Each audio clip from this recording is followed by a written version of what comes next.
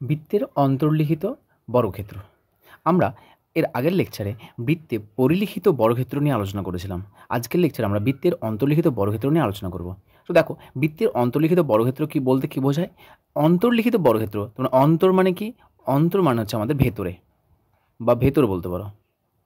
তো এখানে আমাদের দুটো জ্যামিতিক চিত্র আছে, দেখো, একটা হচ্ছে বৃত্ত, একটা রয়েছে আমাদের বর্গক্ষেত্র। সো কে কার ভিতরে আছে? দেখো লেখা আছে বৃত্তে, মানে কার ভেতরে আছে? বৃত্তের ভেতরে আছে। অন্তর্লিখিত বর্গক্ষেত্র মানে অন্তর্লিখিত বলতে বোঝাচ্ছে ভেতরে। কে আছে ভেতরে? বর্গক্ষেত্র ভেতরে আছে। সো বৃত্তে আমাদের বর্গক্ষেত্র ভেতরে আছে, একে বলা হচ্ছে আমাদের বৃত্তে অন্তর্লিখিত বর্গক্ষেত্র। পাশে দেখো আমরা একটা ছবি অঙ্কন করেছি। আমাদের এ বি সি ডি হলো একটা আমাদের বর্গক্ষেত্র, যে বর্গক্ষেত্র হচ্ছে বৃত্তের ভেতরে রয়েছে। সো একে বলা হচ্ছে আমাদের অন্তর্লিখিত বর্গক্ষেত্র। কার অন্তর্লিখিত? বৃত্তে অন্তর্লিখিত। ও যদি আমাদের বৃত্তের কেন্দ্র হয়, তাহলে এই বাহুর সঙ্গে যদি আমি একটা ব্যাস অঙ্কন করি, দেখো এটা হচ্ছে বৃত্তের ব্যাস, তাহলে এই বৃত্তের ব্যাস কি বাহুর সঙ্গে ইকুয়াল হচ্ছে না? তাহলে কর্ণ অঙ্কন করি। এই যে আমরা বিডি কর্ণ অঙ্কন করি, দেখো এই যে বিডি কর্ণ, এটা কার? এটা হচ্ছে আমাদের বিডি হলো আমাদের বর্গক্ষেত্রের কর্ণ। আর এই বিডি হলো আমাদের আবার কি বলতো? এটা হচ্ছে বৃত্তের ব্যাস, না? বৃত্তের ব্যাসের দৈর্ঘ্য। সুতরাং আমাদের যদি বৃত্তের ভেতরে কোনো একটা বর্গক্ষেত্র অন্তর্লিখিত থাকে, তাহলে এই বর্গক্ষেত্রে কর্ণের দৈর্ঘ্য যা হবে বৃত্তের ব্যাসের সঙ্গে ইকুয়াল হবে। আগেরবার আমরা পরিলিখিত ক্ষেত্রে কি দেখেছিলাম? বৃত্তের বাহুর সঙ্গে বৃত্তের ব্যাস ইকুয়াল হয়েছিল, কিন্তু এইখানে আমাদের কত হচ্ছে? কর্ণের সঙ্গে ইকুয়াল হচ্ছে। সো এটাই হচ্ছে আমাদের মেন সূত্র। এখানে এটার উপর ভিত্তি করে আমাদের সমস্ত কিছু আমরা তথ্য নির্ণয় করতে পারবো। তাহলে যদি আমরা বলি যে যদি আমরা ধরি বর্গক্ষেত্রের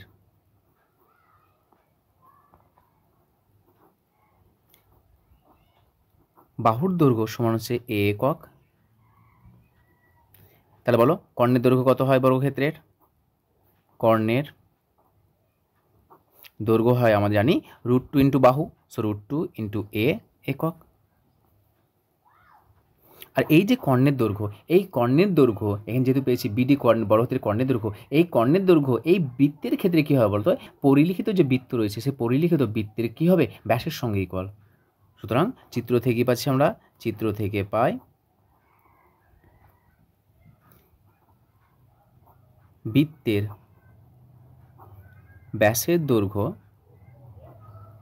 সমান √2 ইন্টু এ একক। বর্গক্ষেত্রের কর্ণের দৈর্ঘ্য যা হবে বৃত্তের ব্যাসের দৈর্ঘ্য তাই হবে। তাহলে অতএব ব্যাসার্ধ কত হবে? অতএব ব্যাসার্ধ সমান √2a/2 একক। আমরা জানি ব্যাসার্ধ হলো ব্যাসের অর্ধেক, দেখো হাফ করে দিলাম, অর্ধেক করে দিলাম। সুতরাং এখানে আমরা বলতে পারি যে বৃত্তের ক্ষেত্রফল ইজ টু বর্গক্ষেত্রের ক্ষেত্রফল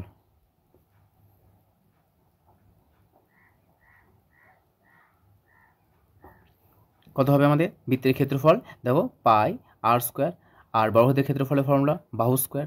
এখানে যেহেতু আর এর মান কত পেয়েছি? √2/2a, সেখানে লিখতে পারি পাই ইন্টু √2a/2 তার whole square is two a square. সেটা ক্যালকুলেট করলে কত আসবে? পাই ইন্টু রুটের স্কোয়ার মানে 2 বেরিয়ে আসবে, এ তার হোল স্কোয়ার মানে a²/4 is two a square. A স্কোয়ারের সঙ্গে এটা স্কোয়ার ক্যান্সেল হবে, যেহেতু আমাদের অনুপাতে রয়েছে, অনুপাত মানে ভাগের আকার। সো ইকুয়ালস টু এটা হচ্ছে 2 2 4, সো পাই/2 ইজ টু 1। সো এটা লিখতে পারি পাই ইজ টু 2। পাইয়ের মান না বসিয়ে আমরা এটা বলতে পারি যে পাই ইজ টু 2 হলো বৃত্তের ক্ষেত্রফল এবং বর্গক্ষেত্রের ক্ষেত্রফলের অনুপাত। কিসের ক্ষেত্রে? বৃত্তে অন্তর্লিখিত বর্গক্ষেত্রের। এখানে আমাদের মেন একটা বিষয় রয়েছে, সেটা হচ্ছে যদি আমাদের বৃত্তে অন্তর্লিখিত বর্গক্ষেত্র হয়, বর্গক্ষেত্রের কর্ণের দৈর্ঘ্যের সঙ্গে বৃত্তের ব্যাসের দৈর্ঘ্য ইকুয়াল হবে। সো এটা হচ্ছে আমাদের মেন এখানে আমাদের সূত্র। সো এটা মনে রাখার প্রয়োজন নেই, সঙ্গে সঙ্গে তোমরা ছবিটা অঙ্কন করবে। ছবি অঙ্কন করে দেখো, ছবি অঙ্কন করে তোমরা বুঝতে পারবে যে এখানে হচ্ছে কর্ণ, কার কর্ণ? এটা হচ্ছে বর্গক্ষেত্রের কর্ণ। এই বর্গক্ষেত্রের কর্ণের সঙ্গে বৃত্তের ব্যাস ইকুয়াল হচ্ছে। সো বৃত্তের অন্তর্লিখিত বর্গক্ষেত্র বললে পাশে ছবি অঙ্কন করবে, ছবি অঙ্কন করলে দেখো তুমি নিজেই বলতে পারবে যে এটা হবে। এবার এসো বৃত্তের অন্তর্লিখিত বর্গক্ষেত্রের সম্পর্কে আমরা একটা প্রশ্ন নিয়ে আলোচনা করি। এখানে দেখো প্রশ্ন আমাদের বলেছে বৃত্তের অন্তর্লিখিত বর্গক্ষেত্রের ক্ষেত্রফল হিসাব করে লিখো, যেখানে বৃত্তের ব্যাসের দৈর্ঘ্য বলে দিয়েছে 14 সেমি। তাহলে প্রথমে বৃত্তের অন্তর্লিখিত বর্গক্ষেত্র মানে কি? বর্গক্ষেত্র বৃত্তের ভেতরে। সঙ্গে সঙ্গে একটা ছবি অঙ্কন করো। সো বৃত্ত আমাদের থাকবে বাইরে, ভেতরে থাকবে আমাদের বর্গক্ষেত্র। একটা রাফ স্কেচ করে নাও। তাহলে পাশের সঙ্গে সঙ্গে ছবি অঙ্কন করে নেবে। ছবি অঙ্কন করার পর দেখো এখানে এই বৃত্তের ব্যাসের সঙ্গে আমাদের কে ইকুয়াল হচ্ছে বলো তো, বর্গক্ষেত্রে কর্ণের দৈর্ঘ্য ইকুয়াল হচ্ছে। তাহলে কার মান বের করতে বলেছে, ক্ষেত্রফল। কার ক্ষেত্রফল, বর্গক্ষেত্রের ক্ষেত্রফল। সো বর্গক্ষেত্রের ক্ষেত্রফল কত হয়, যদি বাহু আমাদের ধরে নাও, যদি ধরে নাও যে ধরি বর্গক্ষেত্রটির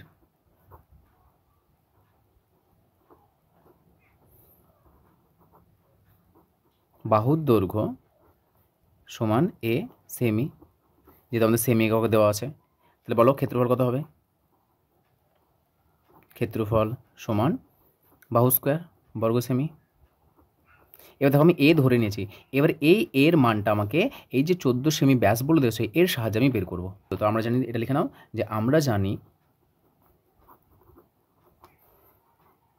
বৃত্তে অন্তর্লিখিত বর্গ ক্ষেত্রের ক্ষেত্রে কি পাই আমরা, বৃত্তের ব্যাস সমান বর্গক্ষেত্রের কর্ণের দৈর্ঘ্য। তাহলে এখানে বলো বৃত্তের ব্যাস, আচ্ছা বৃত্তের ব্যাস কত বলে দিয়েছে, 14 বলে দিয়েছে, তাহলে এটা হলো আমাদের 14 সমান বর্গক্ষেত্রের কর্ণ। বর্গক্ষেত্রের বাহুর দৈর্ঘ্য যদি এ হয় তাহলে কর্ণ কত হয় আমরা জানি, কর্ণ হয় আমাদের √2 ইন্টু এ। এখানে বসাও, সো √2 ইন্টু এ। আমরা কেন করছি এটা, কারণ আমাকে দেখো ক্ষেত্রফল বের করতে হবে, আর ক্ষেত্রফল কে আছে, এ স্কোয়ার আছে, সো এ তো আমরা ধরেছি, তো এর মানটাকে বের করতে হবে। সো এর মান এর সাহায্যে বের করবো। এই যে আমরা সম্পর্ক জানি, এই সম্পর্ক দেখো 14 সমান হচ্ছে √2 ইন্টু এ লিখলাম, সেখানে আমরা এ পাচ্ছি, √2 ইন্টু এ সমান হচ্ছে 14, দিস ইমপ্লাই এ সমান হচ্ছে আমাদের 14/√2। অনেক ভাই প্রবলেম করা যায়, আমি একটা ওয়েতে করাচ্ছি। তো এর মান পেলাম 14/√2। এবার দেখে নাও, অতএব বর্গ ক্ষেত্রে ক্ষেত্রফল সমান হচ্ছে এ স্কোয়ার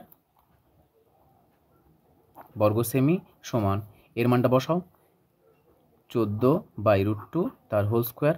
14 স্কোয়ার কত, 196, √2 স্কোয়ার 2 বেরিয়ে আসবে, সো এটা হচ্ছে আমাদের কাটাটি করলে কত হচ্ছে, 9 দুগুণ 18, 8 দুগুণ 16, আমরা পাচ্ছি 98 বর্গ সেমি। তাহলে এটা পেলাম আমরা বর্গক্ষেত্রের ক্ষেত্রফল। সো এইভাবে আমরা বৃত্তের অন্তর্লিখিত বর্গক্ষেত্র বলে দেওয়া থাকলে, এইভাবে আমরা যে কোনো জিনিস যদি আমাদের বৃত্তের ক্ষেত্রফল বলে দেওয়া থাকে বর্গক্ষেত্রের ক্ষেত্রফল বের করতে পারবো, বর্গক্ষেত্রের ক্ষেত্রফল বলে দেওয়া থাকলে বৃত্তের ক্ষেত্রফল বের করতে পারবো। সো যাই দেওয়া থাক না কেন, আমাদের এখানে মেন কনসেপ্ট হচ্ছে বৃত্তে অন্তর্লিখিত বর্গক্ষেত্র হলো যে বর্গক্ষেত্রের যে কর্ণের দৈর্ঘ্য, সেই কর্ণের দৈর্ঘ্যের সঙ্গে বৃত্তের ব্যাসের দৈর্ঘ্য ইকুয়াল হয়।